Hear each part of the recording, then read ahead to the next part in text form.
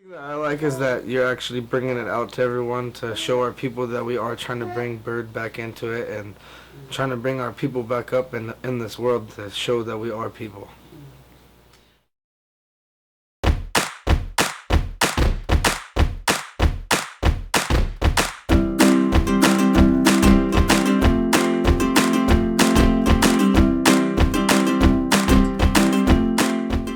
Okay, so Frankie Morreo? hey, where are you from? I'm from Torres-Martinez.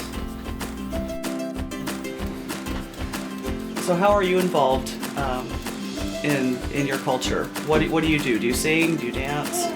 I sing and then it's just been taught down from family. How did you learn bird singing? Like, what's your history with it? How I first? Yes. I messed up. What happened? I forgot the pressure recorder.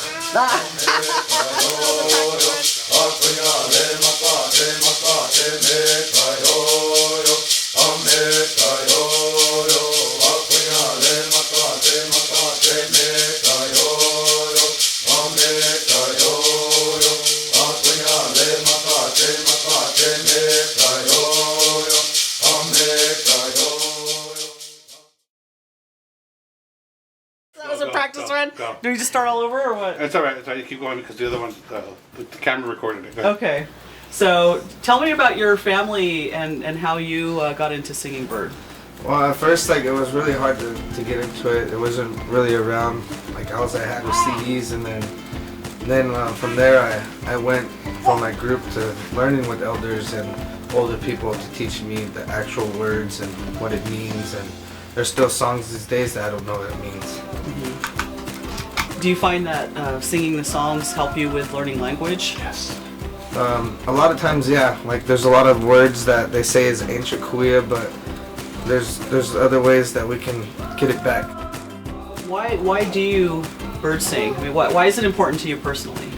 Because to me, like, it seems like it's not really around, but it's starting to get around us more. So why is bird singing important to you? Like, what is the value that you feel is there for you? It's been taught to me, so I have to teach down to, like, my little brothers, my sons, anybody else who wants to learn, because just to keep us alive. What do you enjoy about it? What are the good parts of it for you? Just everybody goes out there and have a good time. Pretty much that's what it is about.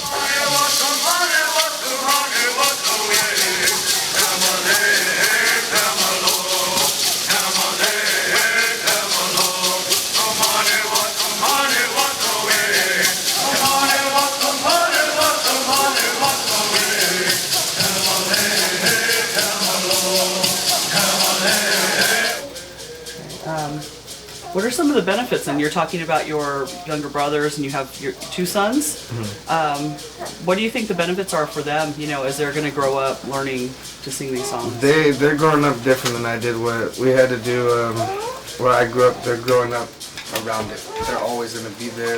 It's always going to be there. Even if they don't want to go with us, it's always going to be right there. I'm always going to have it in my hands, and if I'm not, then they're always going to have cousins or uncles. Okay, so you're telling me about your brothers and your two sons, and that they're growing up with all of this. How is that different from, you know, how you grew up with it? With me, I had to force myself into it. I had to find other people who knew about it, or I had to find CDs like Robert Levi Hindi. From there, my grandpa told me he was my cousin, and then from there, I grew up learning with my Uncle Ernie and the rest of his group. And so now that you've been learning it and doing it, and I can hear your son, your son right here. So you've been learning it and you've been doing it for quite some time, and you want them to learn it. So how is it going to be different for them? Like you said, they're going to be already growing up with it. It's more around. It's actually being brought up more. There's actually more people getting into it now. Our language is actually starting to come back up as more every day. I try to sit and try to practice as much as I can, practice with my little brothers or any family that wants to learn.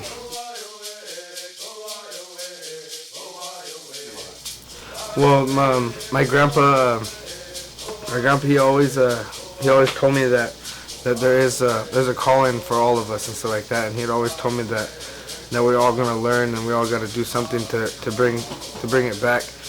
But the way I had to do it, I had to like ask my dad, okay, where do I go over here? Do I ask these people or do I ask these people? Like, and he's the one who told me, well, we got to go by family songs, and there's certain families that sing different songs.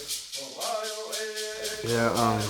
What we do is we try to find our family songs and what our songs are in our tribe. Besides that, we try to go around, look around to see if there's any other songs to get or any other people to know. Yeah, I go in and I try to teach my family or my little siblings to try to come up in the world, because there's not a lot of us. There's not a lot of us singing. There's not like I was saying, like it's like pretty much our own family that pretty much stop us from learning our songs and teaching our songs and stuff like that.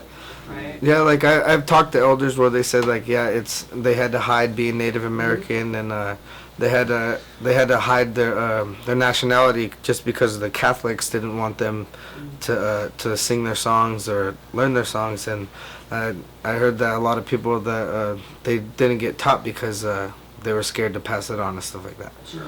I like to show them that like we honestly didn't write anything down. Everything was taught by song or story and everything, and that's the only reason that they don't know the truth about us, is because we don't have anything written down. We don't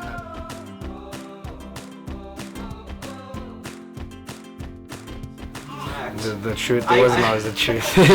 Yeah, because I never learned about my tribe in school. I didn't even know who our people was back then. I just thought we were Indian. Like even my teacher didn't even know who we were. Well, do you think you'll be different then for your kids and your little brother as they're coming up? Yeah, most likely, because my little brother, he comes in, he tells me, he goes, well, this fourth grader came up to me, he says, I know where you're from Torres-Martinez, and then he goes, well, that's what I found out. He goes, I'm Indian. And then he goes, I didn't know I was from Torres-Martinez. He goes, I thought I was from TM. That's what Torres-Martinez is. That's good. So at least there's more of an awareness then. Yeah. Passing culture along.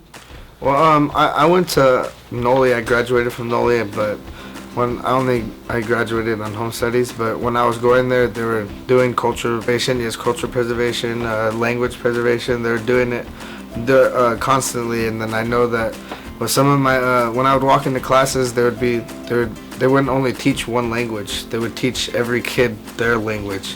Like, my cousin was in the class, she's from Pachanga, they're teaching Luiseño. My other cousin was in the class, she's from Torres-Martinez, they're teaching the Desert Cahuilla. They don't only stick on one language, they teach you where you're from.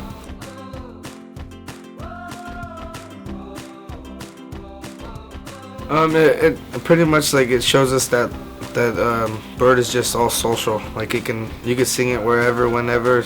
There's not strictly for just over here birthdays or parties or just to have fun. They're just to go out there and have fun and have a good time. But at the same time, they have to be in order, or is there certain places they have to be in order at, or they have to be in order all the time? Is there? No, what we do, like sometimes we jump around from songs, or sometimes we sing the songs in order. It just matters how you want to do, like say like how the group's feeling, like say like, oh, one guy goes, hey, sing a dancing song, I want to go dance, like he'll twist it up, put like a little change up in it. I know it's borderline not telling other people what to do. So I saw your face, you're like, wait a minute, that's not a question to ask me. It's alright, I can cut it out. Were there any things that you maybe wanted to share with us about? No, the only thing that I like is that you're actually bringing it out to everyone to show our people that we are trying to bring bird back into it and trying to bring our people back up in this world to show that we are people.